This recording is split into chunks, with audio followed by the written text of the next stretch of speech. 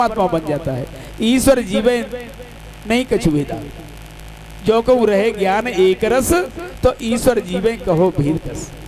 जीव परमात्मा एक ही है। लाओ चलो थोड़ी सी एक दृष्टांत और देते हैं कथा। तो एक संत रहते थे गंगा जी के किनारे, संत रहते थे गंगा जी के किनारे। तो किसी ने सुन लिया कि संत के पास पारसमणि है। तो हम जैसे कहूँ चालाक ने सोची कि जाओ संत के पास चलते हैं, 10-5 दिन सेवा करेंगे, चरण दबाएंगे और उनसे पारसमणि ले लेंगे। तो हमारे ट्रैक्टर की जितने ट्रॉली, हर बकर, हैरो, कल्टीवेटर के सब में थोड़ा थोड़ा सा स्पर्श करा दिया, सोने के जाएंगे, घर बच जाएगा सोने थे। महात्मा जी के पास वो पहुंचा, चरण दबाने लगा, गुरु जी मुझे चेला बना लो। महात्मा जी ने कहा चेला भी बनाऊंगा और मेरे पास एक मणि है उसे भी दूंगा पारसमणि। खुश हो गया। उसने कहा ठीक है, लेकिन थोड़ी देर बैठो कुटिया में, मैं गंगा स्नान करके आता हूँ। अभी 2 किलोमीटर गंगा जी थी वहां से, लेकिन 10 बजे पे गंगा स्नान करने जाते हैं संत 4 बजे स्नान कर आए, लेकिन उसकी परीक्षा लेनी थी उन्होंने। जाके संत ने जैसे ही कहा कि बस तुम यहीं पर रहना, मैं अभी आता हूँ गंगा स्नान करने के बाद। चले गए और जैसे ही वो 1 किलोमीटर पहुंचे होंगे, उन्होंने 1 किलोमीटर से लौटना प्रारंभ कर दिया। लौट रहे हैं संत, क्योंकि गंगा जी तो स्नान कर ही चुके थे। और जैसे ही लौट के आए तब तक वह चेला ने, जब तक चेला तो बन नहीं पाओ, दोनों जितने झोली झंडा था, जितनी इनकी पोटरी थी, सब गठरियन की गांठ घूट के बन देख ले, तितर बितर कर दी सभी। और तुरंत ही संत लौट करके आ गए। अब बताओ चोरों के पाए कितने होते। महात्मा जी को देखते ही कांपने लगा। महात्मा जी ने पूछा क्या बात है चेला, ये कैसे? कुछ नहीं कुछ नहीं कुछ नहीं कुछ नहीं। नहीं नहीं बताओ। कि महाराज पारसमणि को देख रहे थे? कि हाँ महाराज पारसमणि को देख रहा था। तो पारसमणि तो वो सामने उस अलमारी में रखी है, लाल कपड़े में, लोहे की डिबिया में, लोहे की डिब्बी में रखी, जाओ उठा के ले आओ। उसने सोचा कि सब दोनों काम हो गए। एक तो चोर बज गए, सब फुटरी देखी, और ये लोहे की डिबिया में पारसमणि, ये बात भी बिल्कुल झूठी। अगर पारसमणि लोहे की डिबिया में होती तो डिबिया सोने की होती। महात्मा जी से कहा उसने कि महाराज उसमें पारसमणि नहीं हो सकती। ला बेटा। जैसे ही अलमारी में से उस लोहे की डिब्बी को उठा करके लाए, इसका ढक्कन खोलो। ढक्कन जैसे ही खोला तो एक लाल कपड़े में बंधी हुई रखी थी। उन्होंने कहा निकालो इसे बाहर। लाल कपड़े में से बाहर निकाला और जैसे ही खोला तो पारसमणि उसके अंदर थी। उसने प्रश्न कर दिया शिष्य ने कि महाराज जब ये पारसमणि थी तो पक्की पारसमणि मुझे कैसे पता चलेगा कि ये पारसमणि है, क्योंकि लोहे की डिबिया में रखी है। बेटा ये लोहे की डिबिया में पारसमणि रखी है, लेकिन इस पर जो आवरण पड़ा हुआ है, ये लाल कपड़ा बंधा हुआ है, जब तक पारसमणि का स्पर्श इस लोहे से नहीं होगा तब तक ये सोना नहीं बना सकती। इसी तरह से आत्मा और परमात्मा हमारे अंदर बैठा हुआ है, लेकिन बीच में जो माया का पर्दा पड़ा हुआ है, ये ईश्वर से मिलन नहीं होने देता आत्मा का। आज आत्मा का मिलन परमात्मा से हो गया। तो उसने कहा कि बेटा यही पारसमणि है, कि ये जीव ही पारसमणि है। अगर ये माया का पर्दा हटा दे तो न लोहे की डिबिया रूपी जीव और वो तुरंत ही सोना बन जाएगा। पारसमणि की विशेषता होती है, पारसमणि की ये विशेषता होती है कि पारसमणि को अब लोहे से अगर स्पर्श कराओ तो लोहा सोना बन जाता है, लेकिन सोने से पारसमणि लगाओगे तो फिर लोहा नहीं बना सकती। इसी तरह से जीव जब परमात्मा का साक्षात्कार हो जाए तो फिर वो परम तत्व को प्राप्त हो जाता है, फिर लौट के संसार में उसका आवागमन नहीं होता। बोलिए भक्तवत्सल भगवान की। इस तरह से गोपियां चारों तरफ ढूंढ रही है। कोई गोपी पूतना बन गई। परीक्षित ने कहा ये क्या हो रहा है? सुखदेव जी बोले ये अनुकरण नहीं है, नकल नहीं है, ये तो वास्तविक लीला कर रही है, अपने अब ऑटोमेटिक चल रहा है ये सब कुछ। राधा रानी को लेकर के गोविंदपुर चले गए। अब जैसे ही किशोर जी ने सोचा कि शायद मुझसे ज्यादा प्रेम करती है, राधा रानी को अहंकार हो गया।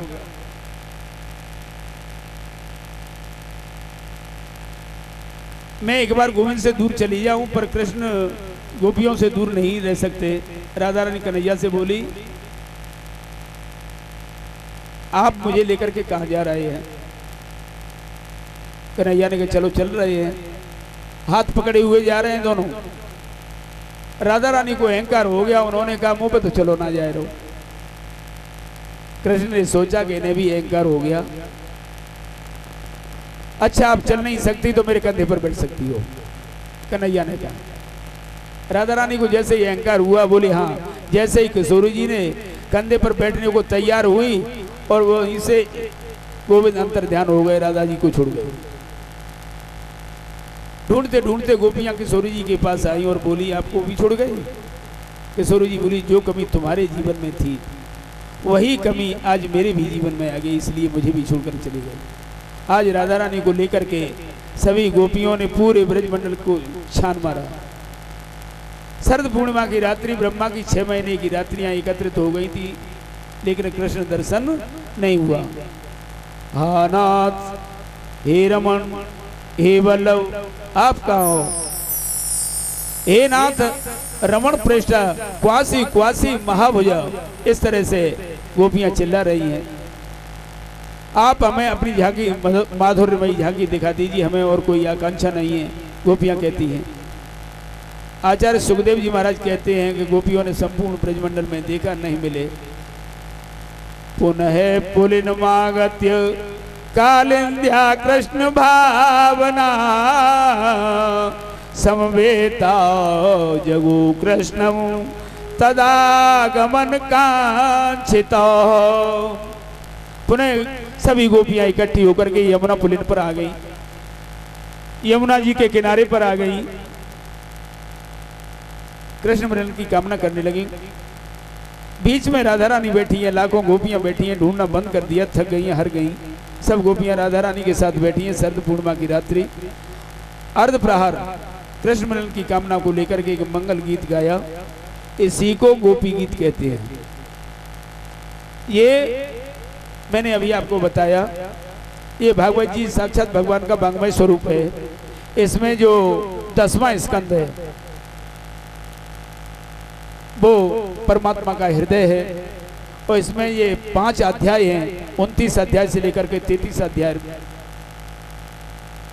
तो वो पंच प्राण है, और ये गोपी गीत है वो मुख्य प्राण है।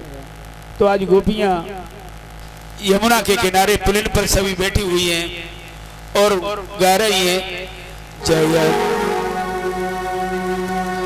जयति तीर्थिकं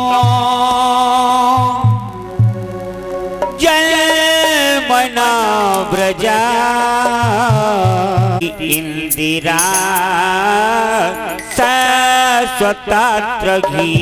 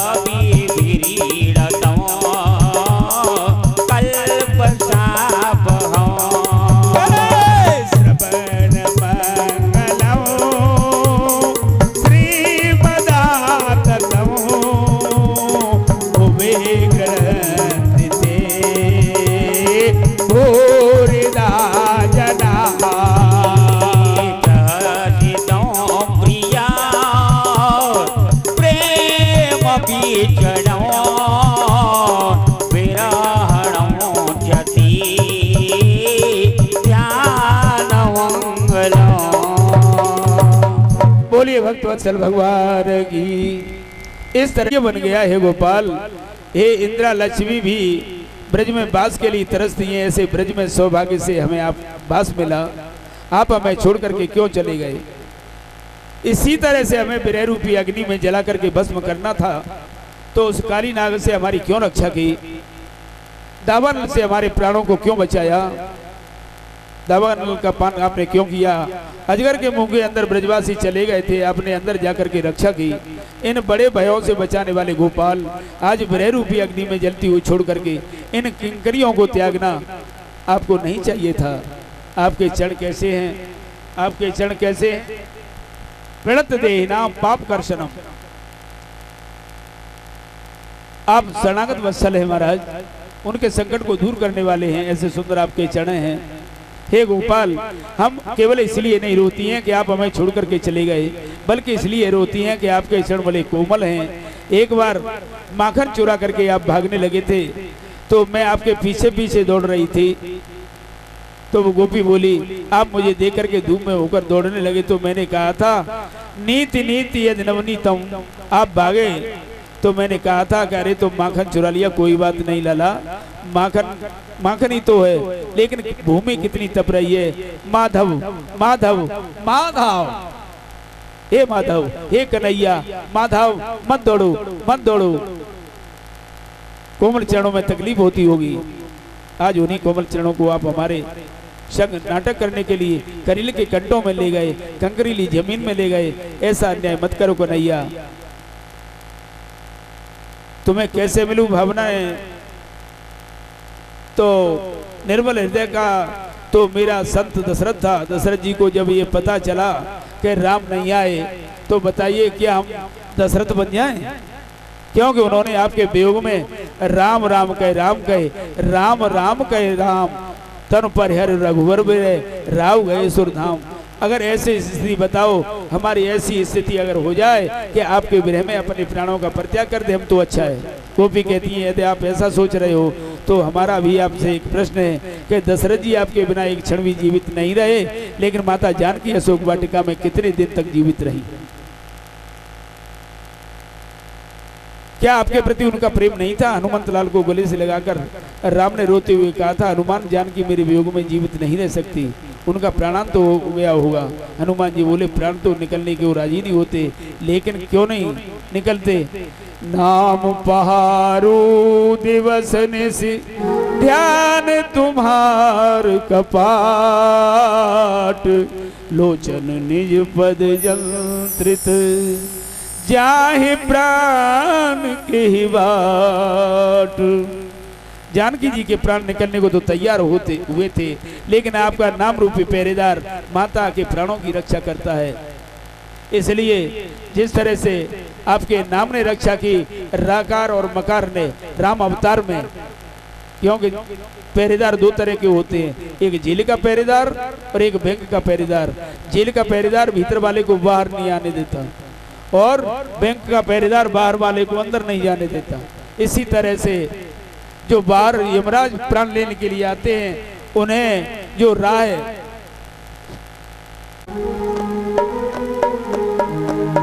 नंदलाल ओ समरिया,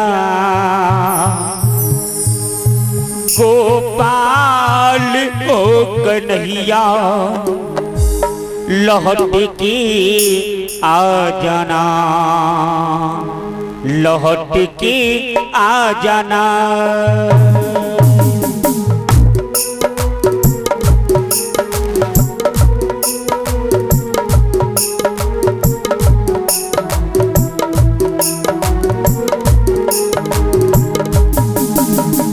आज गोपी रोती जाती है, कहती कन्हैया श्याम ब्रजवासी तुम रो पुकारे,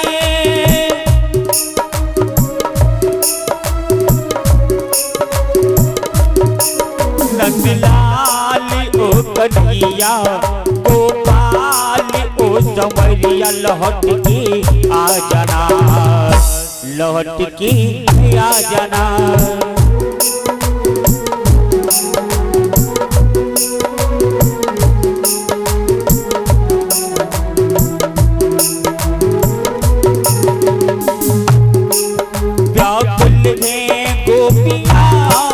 व्याकुल है ग्वाल बाल सुना है बन घटिए सोनी के कदम की डाल।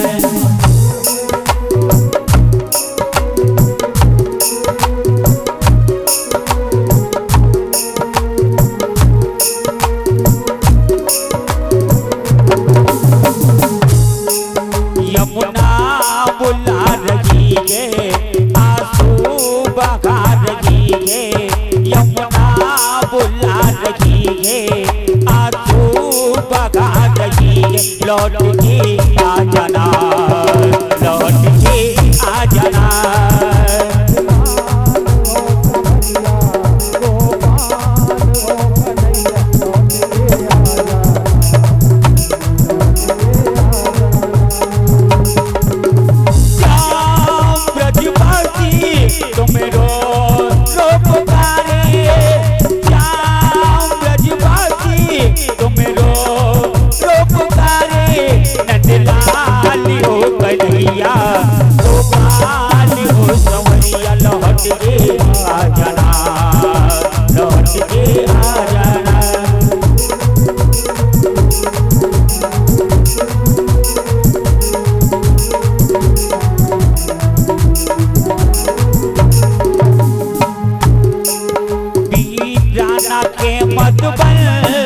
मुरझा गई कलियां तरबर भी सूख गई है सोनी के ब्रज की गलियां।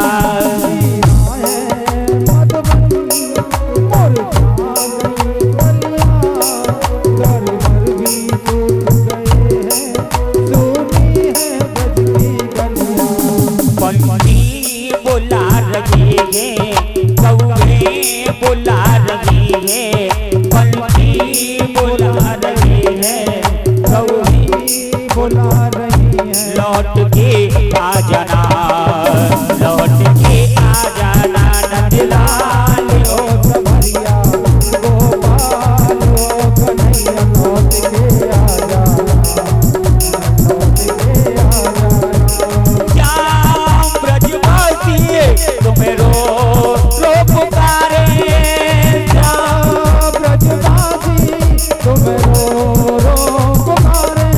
नंदलाल ओ समरिया गोपाल ओ कन्हैया। लौट के आ जाना लौट के आ जाना। नंदलाल ओ समरिया गोपाल ओ कन्हैया।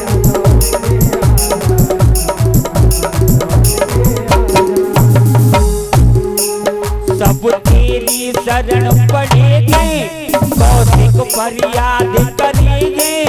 माखन की भरी मटकिया बस तुमको याद करे हैं। सब तेरी शरण पड़े हैं कौशिक फरियाद करे हैं। माखन की भरी मटकिया बस तुमको याद करे हैं।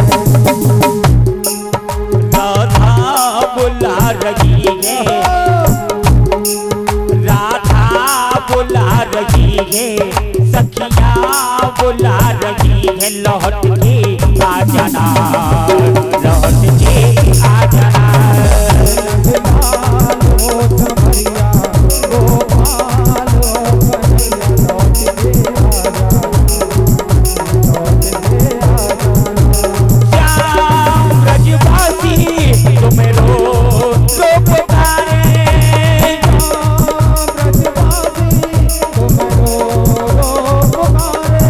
नंदलाल ओ कन्हैया गोपाल ओ समरिया। लौट के आ जाना लौट के आ जाना। नंदलाल ओ समरिया गोपाल ओ कन्हैया।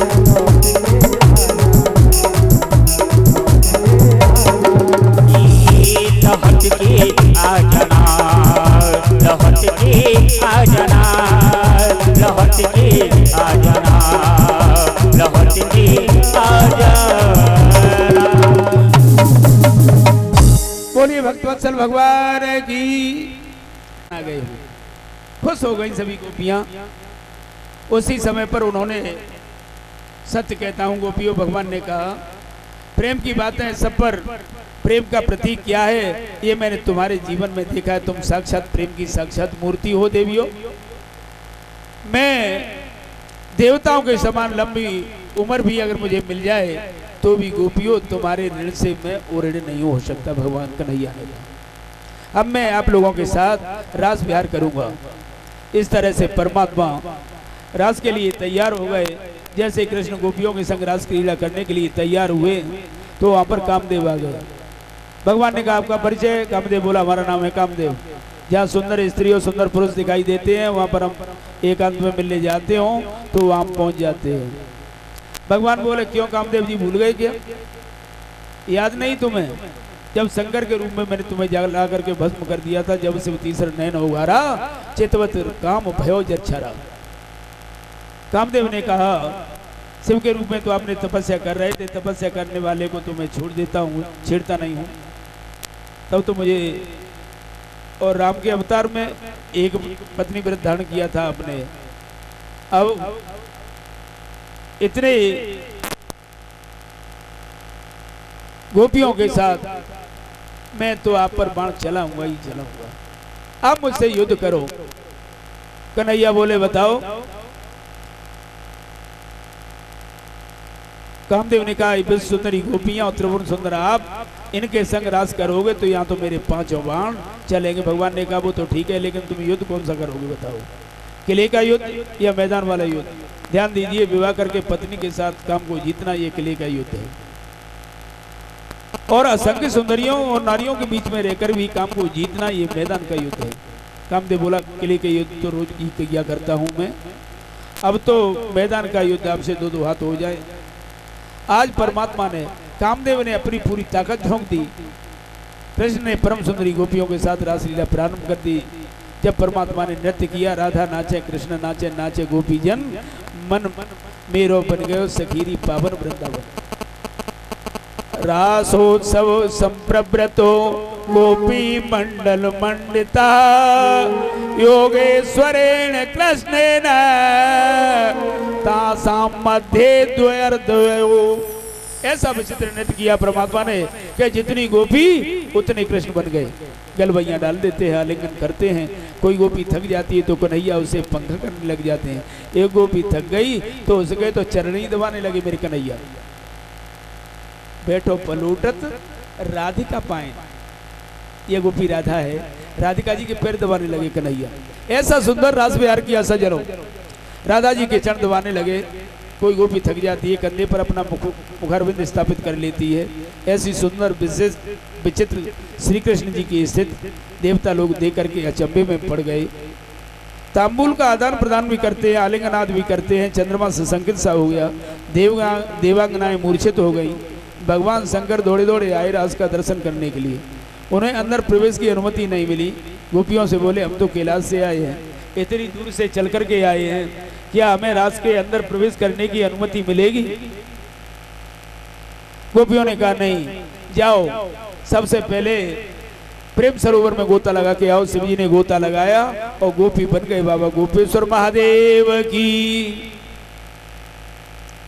इस तरह से परमात्मा ने बड़ा सुंदर रास विहार किया। लोग इस पर शंका करते हैं। दूसरी बात, सुखदेव जी ने कहा राजन तुम कहते हो कि ये कामी पुरुष की लीला लगती है। नहीं नहीं, ये कृष्ण ने जो गोपियों के साथ जो रास किया है ये काम लीला नहीं है। काम विजय प्रख्यापनार्थ सेयम रासलीला, काम को जीतने के लिए प्रभु ने ये रासलीला की थी। सज्जनों, वो तो योगेश्वर कृष्ण को जीतना चाहता था। प्रभु ने असंख्य सुंदरियों और गोपियों के बीच रह करके काम को जीता। मन और इंद्रियों पर जिसका नियंत्रण है उसे कोई विचलित नहीं कर सकता। रास के मंगलमय प्रसंग को जो व्यक्ति सुनते हैं, सुनकर जीवन में उतारने का प्रयास करते हैं, चिंतन के द्वारा इस काम विजय को सुनते हैं, उन व्यक्ति को हृदय में भक्ति प्रकट हो जाती है और अंत में गोविंद के चरणों में प्रीति हो जाती है। और उनका हृदय का सबसे बड़ा रोग जो काम है वो काम हमेशा के लिए निकल जाता है। सज्जनों, ऐसी सुंदर रासलीला की ये पावन रासलीला ये मुख्य प्रसंग था। अब आपको सामने थोड़ा सा व्यंगावलोकन करेंगे। कथाएं हमारे पास बहुत हैं और जहाँ तक प्रयास होगा तहाँ तक चलेंगे। उसके बाद तो कथा को मठा को कछु बढ़ाई वो ना। बोलिए भक्तवत्सल भगवान की जय। चेतन बढ़ाए दो और चेतन घटाई दो। नंद बाबा के चरण को किसी अजगर ने पकड़ लिया। कृष्ण के चरणों का स्पर्श लगते ही उस अजगर का उद्धार हो गया। कंस के पास एक ही ताक है कि कैसे कृष्ण को मारें। रात हुआ पोह में लगा रहता है, दिन रात भगवान को मारने के लिए राक्षस भेजे, शंखचूड़ भेजा, मायासुर भेजा, अरिष्टासुर भेजा, तीनों को अलग अलग भेजा। तीनों का मेरे गोविंद ने क्रमशः उद्धार कर दिया। इधर नारद जी के मन में एक विचार हुआ, एक भावना जगी कि मेरे प्रभु तो अपनी लीला करने में व्यस्त हैं। नारद जी के नेत्रों में आंसू आ गए। सज्जनों, उन्होंने कहा कोई ऐसा नाटक करूं कि मेरे गोविंद इस कंस का उद्धार कर दें। नारद जी महाराज सीधे कंस जी के पास पहुंचे। संत नारद जी मथुरा में पधारे। कंस ने उनका स्वागत किया। नारद जी ने कहा कंस ने उनका स्वागत किया। आइए महाराज, कैसे पधारे? क्या पधारे राजन, बताओ। कृष्ण बलराम को कब मारोगे? 11वें वर्ष में प्रवेश कर गए। आज उनकी उम्र 11 वर्ष 56 दिन हो गई। कब मारोगे? 11 वर्ष 54 दिन के हो गए।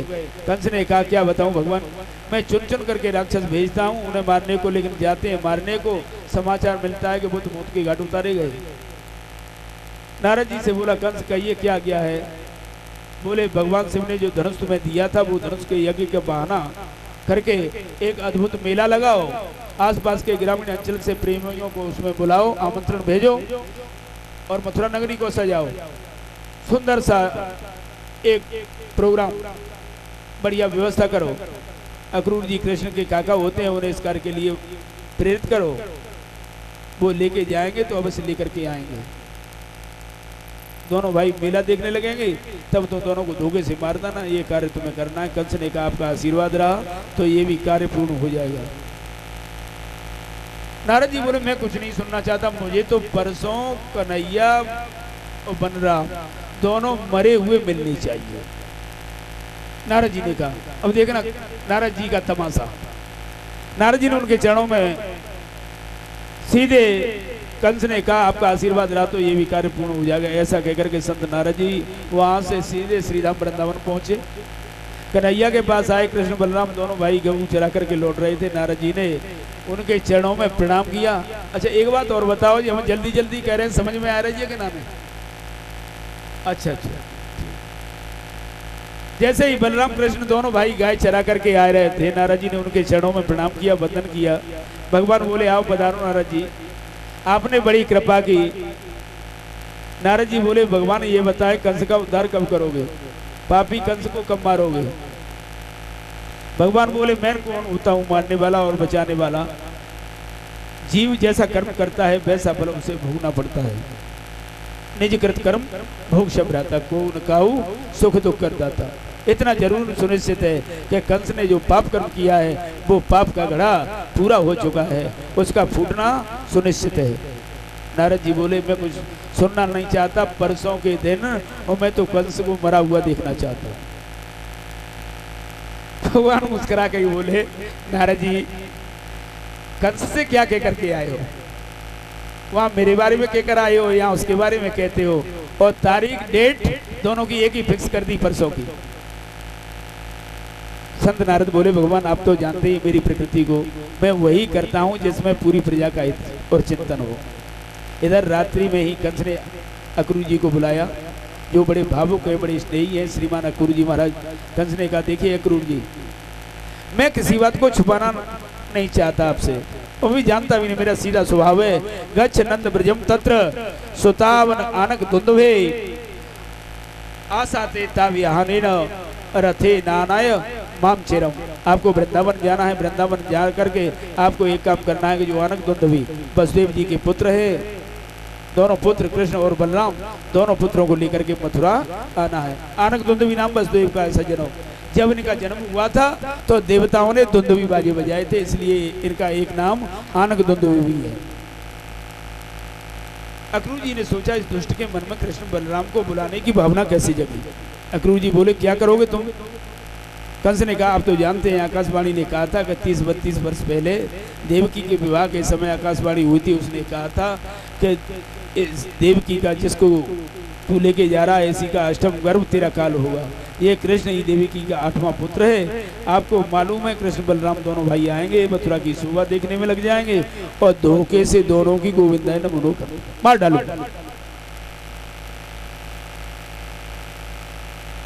इस बात को सुनकर अक्रूर जी के नेत्र सजल हो गए और बड़ी सुंदर पद्धति से कंस को समझाने लगे। राजन, सोचा तो तुमने अच्छा है, लेकिन सोचने से कुछ नहीं होता, व्यक्ति को कर्म करना पड़ता है। उद्यमेने सिद्ध्यन्ति कार्याणि निमरोर्थै नहीं सुप्तस्य सिंहस्य प्रविशन्ति मुखे मृगः। अगर हम मेहनत करेंगे तो हमारे कार्य सिद्ध होंगे। अगर शेर सोचे कि मैं सोता रहूं और मेरे मुंह में आकर के मृग आ जाए, शिकार आ जाए अपने आप, तो ऐसा नहीं होता राजन। तुमने सोचा तो अच्छा है। इसलिए अक्रूर जी ने सोचा बड़ा दुष्ट है, यदि नहीं गया तो मुझे ही मार डालेगा। उन्होंने रथ सजाया, प्रातःकाल रथ का मुंह वृंदावन की ओर कर दिया। जिस रथ में बैठ करके जा रहे हैं उसमें वृंदावन या नंदगाम पहुंचने में ज्यादा समय नहीं लगता। अब मथुरा से वृंदावन आपको तो पता है कितनी दूर है, 10-11 किलोमीटर का अंतर है। और इतनी दूर अगर सुबह से लेके 4 बजे निकले हैं और बताइए रास्ता कितने हैं, 2 घंटे का, 3 घंटे का। लेकिन वृंदावन की ओर महात्मा अक्रूर जी वहां जैसे ही गए और दोनों भाइयों का ध्यान किया, अक्रूर जी की रथ में ही समाधि लग गई। तो किम माया चरितम भद्रम किम तप्तम परमम तपः किम बाथा पे हरते दत्तम यद रक्षाम्यद केशवम। अक्रूर जी मन में विचार कर रहे हैं, ऐसा कौन सा सुंदर कार्य मैंने किया है कि आज मैं कन्हैया का दर्शन करूंगा, कौन सा मेरा सत्कर्म है। इसलिए आज मैं कृष्ण का दर्शन करके ही अपने जीवन को धन्य बनाऊंगा। जहाँ से वृंदावन की सेवा आरंभ हुई सज्जनों, वहीं से अक्रूर जी ने रथ से नीचे कूद पड़े। बालकृष्ण प्रभु गौ चरा करके लौट रहे थे। अक्रूर जी को जैसे ही श्री कृष्ण ने देखा मन में बड़े खुश हुए, काका जी आ गए, काका जी आ गए। महात्मा अक्रूर जी तो भाव विवल हो रहे हैं। आज पहली बार उनके चरणों की ओर प्रणाम करके दौड़े तो कन्हैया ने स्वयं प्रणाम किया और बोले, आप तो हमारे काका श्री है, आप हमारे पूज्य है, आप ये हमें प्रणाम क्यों कर रहे हैं। अक्रूर जी के नेत्र सजल हो गए, बोले तुम्हारा यही नाटक तो विचित्र है लला, लेकिन मैं यहाँ क्यों आया हूँ ये बताना कोई बहुत जरूरी नहीं है। कन्हैया बोले, कंस ने हमें मारने के लिए मथुरा बुलाया है। काका जी, आप मेरे ब्रजवासी सखाओं से ये बात कभी मत बताना। अगर ये बात आप बता दोगे तो वो रो रो करके मर जाएंगे और मुझे मथुरा नहीं जाने देंगे, क्योंकि मेरे सर्वस्व है मेरे जीवन का। अक्रूर जी को लेकर के महल में पधारे। उधर पूरे वृंदावन में समाचार फैल गया, कोई परदेसी आया है। रात्रि में नंद जी ने पूछा, कहिए कैसे आना हुआ अक्रूर जी। अक्रूर जी बोले, मैं कृष्ण बलराम को लेने के लिए आया हूँ। कंस के यहाँ बहुत बड़ा धनुष यज्ञ मिला है, आसपास के सभी ग्रामीण अंचल से लोग आ रहे हैं, इसलिए मैं इन्हें लेने आया हूँ। मैया यशोधर भोजन बनाई रही थी, भोजन प्रसादी पा रही थी कि हाथ में जो रखा हुआ ग्रास था वो कौर नीचे गिर गया उस सुनते ही कि मेरे कन्हैया को लेने आए हैं। मैया यशोदा की आंखों की नींद उड़ गई। हजारों गोपियां कृष्ण के महल के द्वार पर खड़ी हैं। कृष्ण के मित्र और बाबा तो बैलगाड़ी में प्रस्थान कर गए, चले गए, वहां से चल दिए।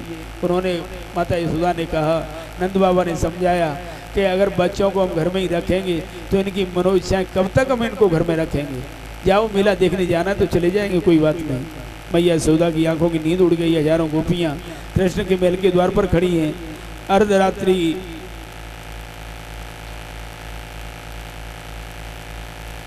कृष्ण के मित्र हैं वो तो, और बाबा बैलगाड़ी में प्रस्थान कर गए।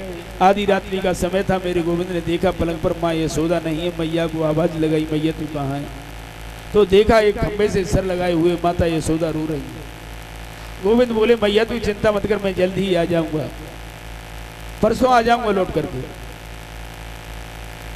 जैसे ही मुख्य द्वार को पहले ही खोला, गोपाल ने नजर डाल करके देखा तो लाखों गोपियां खड़ी हैं। उनके मध्य में किशोरी श्री राधा जी हैं। अक्रूर जी रथ को सजा रहे हैं। कन्हैया बलराम को साथ लेकर रथ की ओर बढ़े।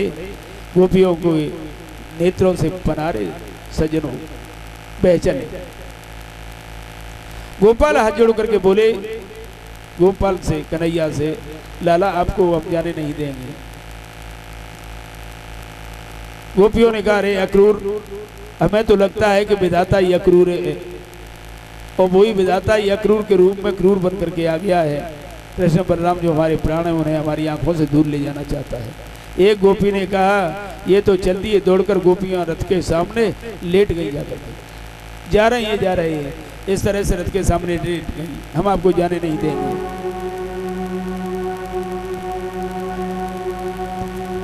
हमें छोड़ काना मथुरा न जाओ,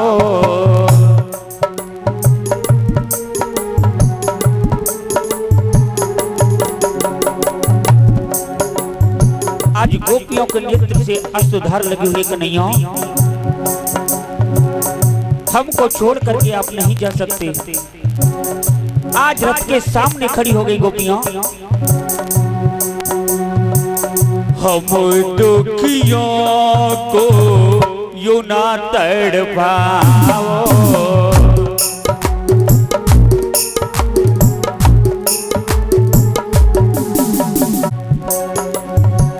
जब जब यादें तो मारी जो आवे,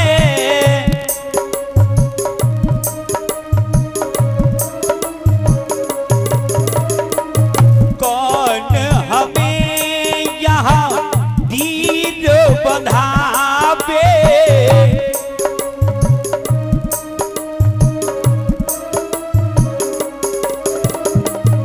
आग भी देगी और ना लगाओ, हमें छोड़ना मथुरा न जाओ।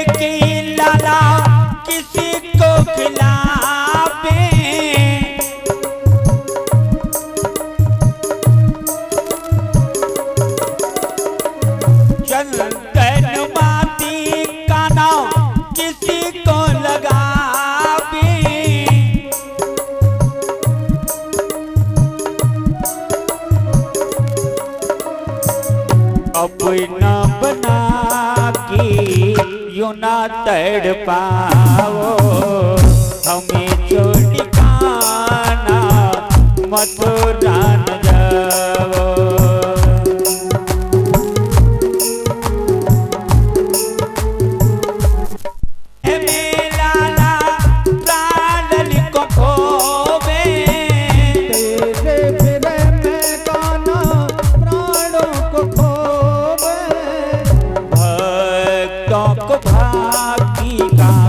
रोग ना लगाओ, हमें छोड़ जाना मथुरा न जाओ।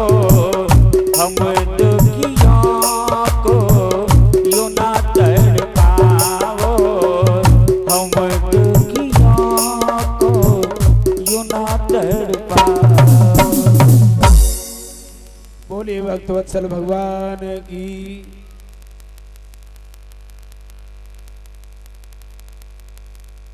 जैसे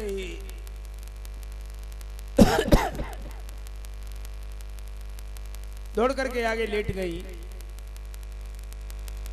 गोविंद रथ से नीचे उतर के आई, गोपियों को प्रणाम करके कहा देवियों, मैं देवताओं के समान लंबी उम्र पाकर के आपके ऋण से ऋण नहीं हो सकता। किशोरी जी आप तो जानती हैं यदि मैं मथुरा नहीं जाता तो मेरी आगे की लीलाएं संपन्न कैसे हों।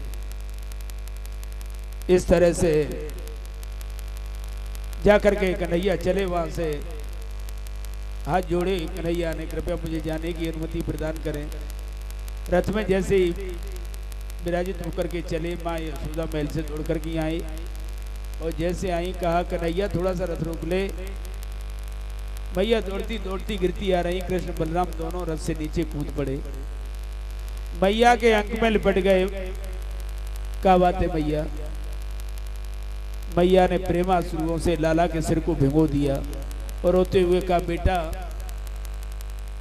मोए आज पता चलोगे कि तुम मेरो पुत्र ना है।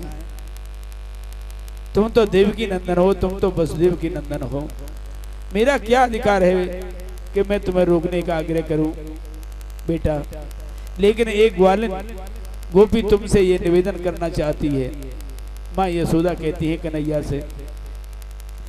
कन्हैया बोले कहूँ मैया क्या बात है? मैया बोली मैं इतनी निष्ठुर हूँ लाला, मैंने तुझे कबहू प्यार ना करो। एक मिट्टी की मटकी फोड़वे के बदले मैंने तुझे उखल से बांधो।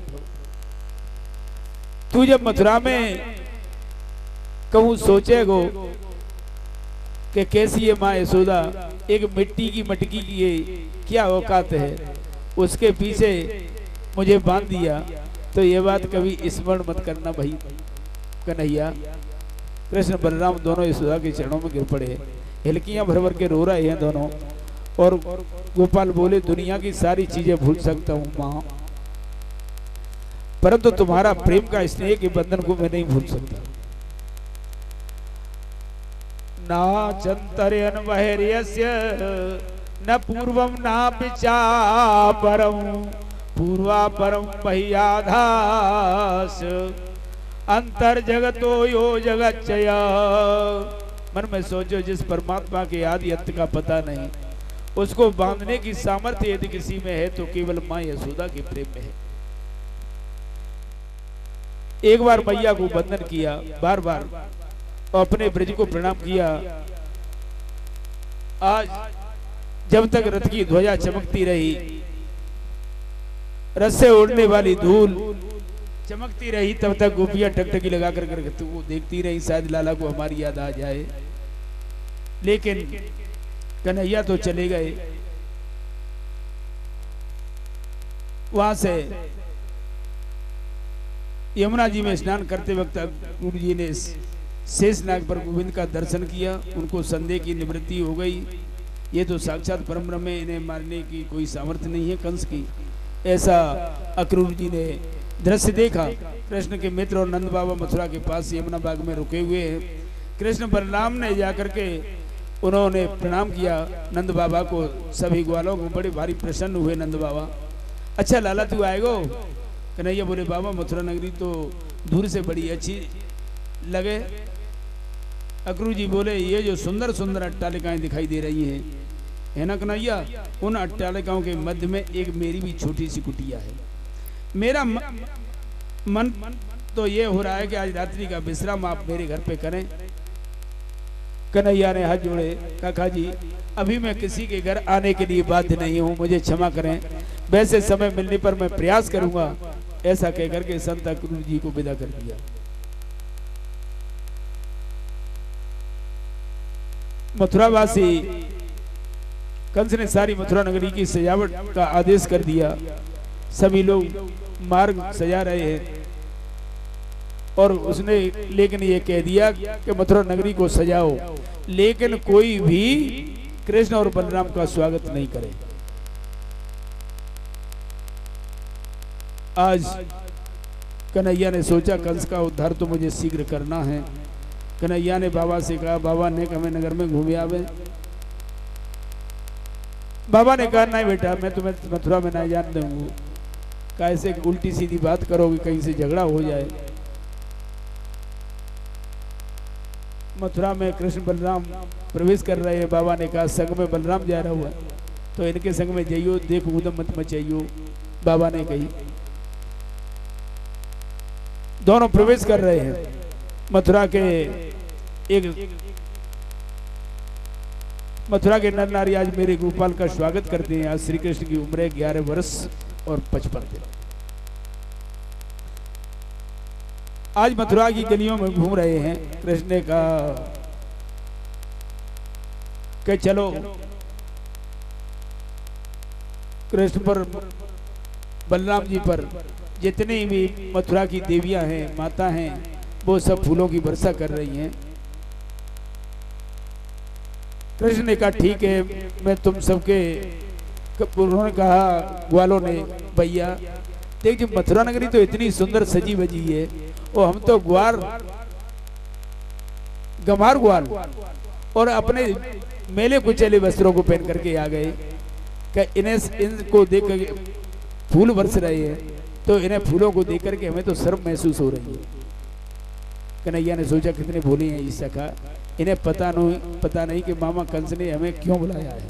ये तो समझ रहे हैं कि मामा जी हमें घी बुरे की दावत देंगे, अच्छे 56 भोग बनाएंगे, हमारे लिए स्वागत करेंगे। कन्हैया ने कहा ठीक है, मैं तुम्हारी वस्तुओं की व्यवस्था करता हूं। जाकर के भगवान कृष्ण यमुना किनारे एक धोबी के पास गए, बड़े प्रेम से बोले मामा जी राम राम। उसने देखा नहीं, कृष्ण ने फिर कहा मामा जी राम राम, हम कंस महाराज के भांजे हैं, उनसे मिलने जा रहे हैं, हमारे सखान के मित्रों के पास वस्त्र नहीं है, इन्हें वस्त्र दे दो, उन्हें पहन करके हम मामा जी से मिल के लौट के तुमको वापस कर देंगे। धोबी ने कहा अरे ग्वारियों, जीवन भर तुमने पोखर का पानी पिया, बेजड़ की रोटी खाई गुड़स के साथ, महाराज के वस्त्रों को पहनने की इच्छा रखते हो, चले जाओ यहाँ से। जो काम महाराज कंस को करना पड़ेगा उससे पहले ही मैं तुम्हारा काम तमाम कर दूंगा। घंटे 2 घंटे के मेहमान हो तुम, मुझे पता है। ऐसी अभद्र भाषा का भगवान कन्हैया से प्रयोग कर रहा है ये धोबी। कन्हैया बोले देखो, हम तो आपसे मामा जी कह रहे हैं, कहते मामा के गांव के सब, चाहे किसी भी जाति के हों, चाहे कैसे भी हों, सबसे मामा शब्द का प्रयोग किया जाता है भांजे को। जैसे हमारे का नाम आपको गंगा सिंह जी, अब गंगा सिंह जी शेरने के बहाने जाते हैं जाके ना, ऐसे ही आज मामा शब्द का प्रयोग कर रहे हैं कन्हैया। और जैसे ही कन्हैया ने वस्त्र मांगे और धोबी डंडा लेकर के दौड़ पड़ा इनको मारने के लिए।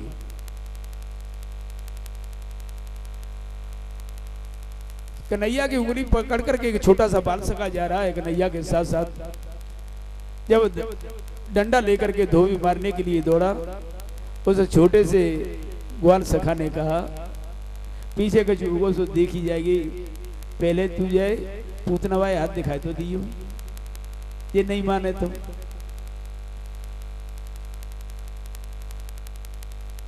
कन्हैया ने बड़े प्रेम से उसे अपनी अंक में भर लिया, गोद में भर लिया। तुम्हारा स्नेह ही बहुत है मेरे पास। जब धोबी मारने के लिए दौड़ा तो मेरे बाल कृष्ण ने अपना छोटा सा हाथ उसके मुख पर मारा और ऐसा तमाचा दिया कि उसका सिर इधर से अलग हो गया। अब तो जितने भी घाट पर धोबी थे सब अपने कपड़े ने छोड़ के प्रेस करी और धरी वही सब छोड़ के भाग गए। सब ग्वाल वालों ने अपने इच्छा अनुसार कपड़े पहने। अब बताओ छोटे छोटे बालक 10-12 साल के बच्चे हैं सभी, और वो राजसी ड्रेस है।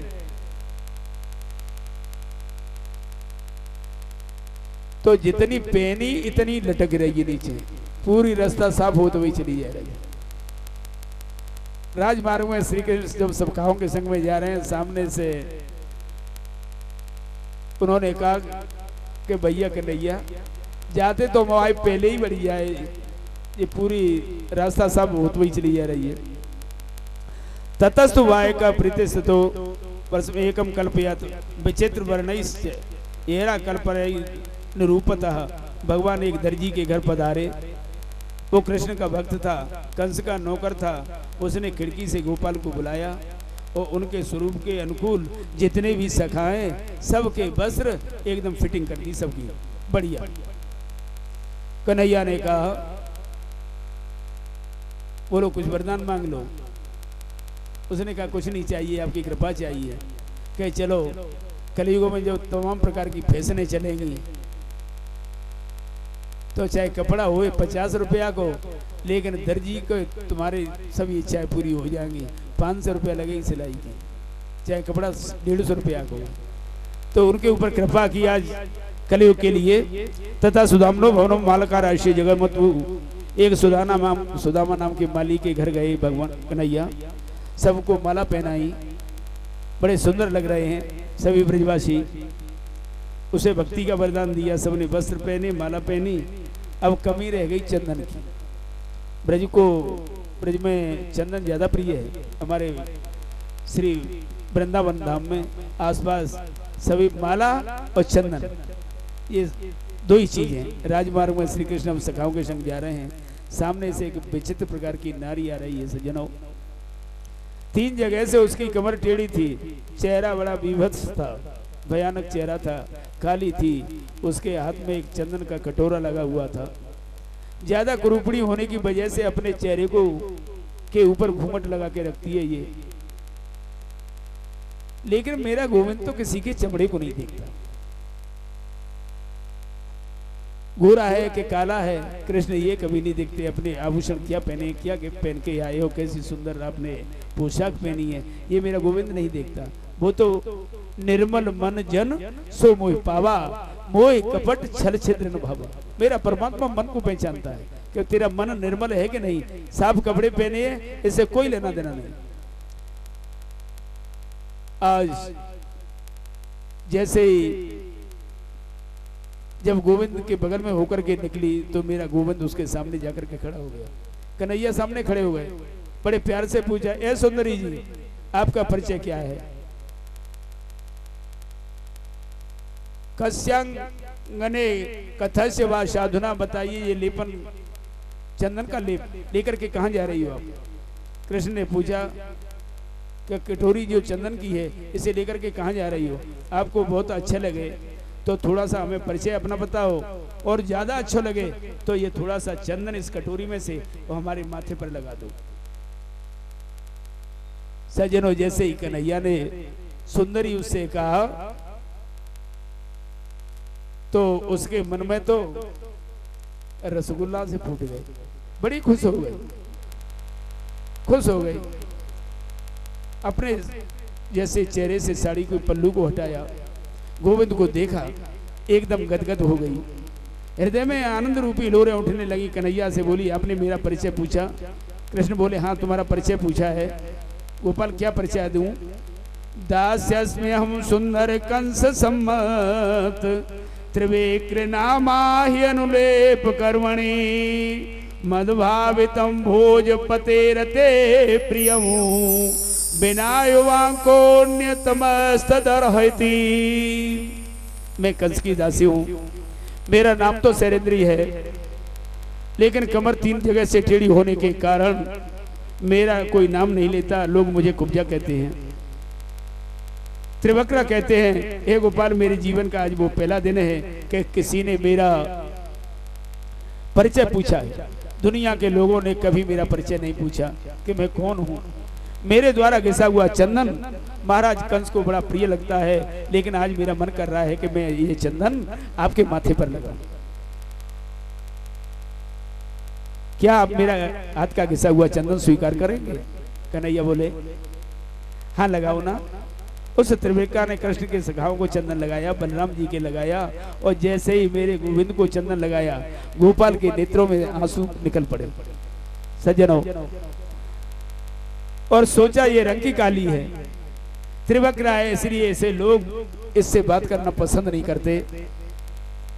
इसे भी तो मानवीय गुणों से जीने का अधिकार प्राप्त होना चाहिए। कन्हैया ने कुब्जा को अपने नजदीक आने का आदेश दिया, और वो जैसे ही कन्हैया के पास आई, बाल कृष्ण लाल ने उसके जैसे ही उसकी ठोड़ी से 3 अंगुली लगाई, और 3 अंगुली लगा करके और जरा सा झटका दिया तो वो परम सुंदरी बन गई। ऐसो मारो झटका और 3 ठोरते टेढ़ी कुबड़ी है गई सटका। कन्हैया ने परम सुंदरी बना दिया होता। करेण भावेन सलीलाद मुद्रतम सज्जम चक्रत्वा निमिषेण पश्यताम नृणाम प्रकस्य प्रबंज मध्यतो यथेच्छु दंडम मदर कर युरुक्रमा। बाएं हाथ से प्रभु ने धनुष को जैसे ही सुंदरी बन गई, गोविंद ने उसके ऊपर कृपा की। अब भगवान कंस के धनुष यज्ञ में पधारे। करेण भावेन सलीलम धृतम सज्जम, बाएं हाथ से प्रभु ने धनुष को उठाया, और जितनी देर में पलक झपते हैं गिरते हैं उतनी ही देर में धनुष के 3 टुकड़े कर दिए। सामने कुवलिया पीड़ नाम के हाथी को मार दिया। कंस के पास समाचार आया, ये क्या किया महाराज, कृष्ण को क्यों यहाँ बुला लिया आपने? उसने आपके धोबी को मार दिया, आपके दर्जी से कपड़े सिलवा लिए, आपके माली से माला पहनी और कुब्जा से चंदन लगवा करके वो परम सुंदरी बना दिया उसे। महाराज दुखद समाचार ये है कि धनुष तोड़ दिया, वही धनुष जो शिवजी ने दिया था कंस को और कहा था कि जो इस धनुष को तोड़ेगा वो तुम्हें नहीं छोड़ेगा। कंस भयभीत हो गया। उसे स्वप्न में गधे पर अपनी सवारी दिखाई देती है, अनेक प्रकार के दुस्वप्न दिखाई देते हैं।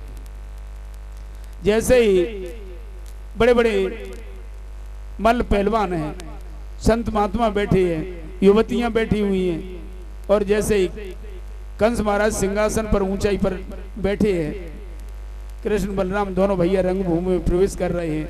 आचार्य सुखदेव जी कहते हैं बहुत सुंदर चित्रण किया है, इस झांकी का दर्शन करिए, कैसी सुंदर झांकी है। मल्ला नाम सनिन नाम नरवर, स्त्री नाम स्मरो मूर्तिमान, गोपानाम स्वजनो सताम, छितभुजाम शास्ताम स्वपित्रो शिशु। गोपानाम स्वजनो सताम, छितभुजाम शास्ताम स्वपित्रो शिशु। मृत्युर्भोज पतिर्विराट विदुषाम, तत्वं परम योगिनाम, वृष्णूनाम पर देवतेति विदितो, रंगम गतः साग्रजमु। ठीक वही श्लोक का अर्थ है जो राम जी महाराज और वहाँ जनकपुर में रंगशाला में धनुष मकशाला में पहुंचे हैं तो कैसे रूप में दिखाई दिए बताना। जाकी रागी ये भावना जेती,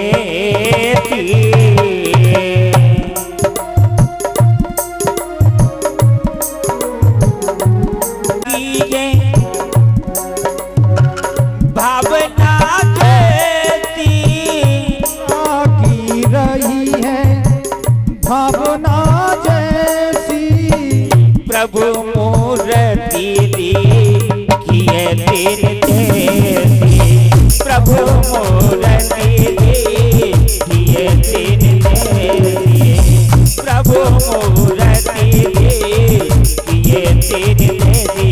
सीता राम राम राम, राधे श्याम श्याम श्याम, सीता राम राम राम राधे श्याम श्याम। ईर्ष्या की रही भावना जेती, प्रभु मूर्ति किए तेरी तेरी, प्रभु मूर्ति किए तेरी तेरी।